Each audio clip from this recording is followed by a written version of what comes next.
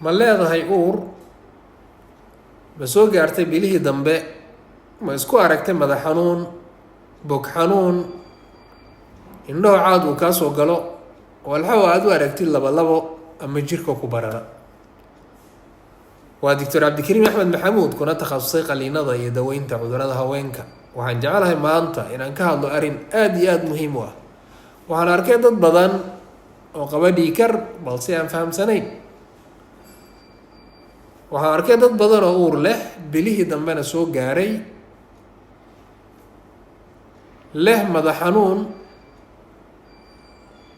isku arkay indhaho caad uu ka soo galay bogoo xanuunay walxaw ay u arkaan labo jirkii bararay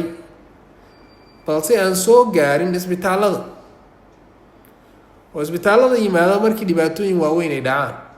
sida markii ay qallalaan sida markii keliyu ay fariistaan beerka markuu fariisto wadnaha markii uu fashilmo maskaxda markii dhiig uu ku furmo ay ogaal ay beelaan ama qaybo ka mid a maskaxda dhiig uu gaari waayo markii ilmuhu uu ku dhex dhinto markii ilmaha dhiigga uu gaari waayo ku filan oo ilmihii uu ka noqdo makore miisaankiisu uu yaryahay u baahan dhala in la geliyo sida awgeed waxaan jeclaystay inaan fariintan idiin soo gudbiyo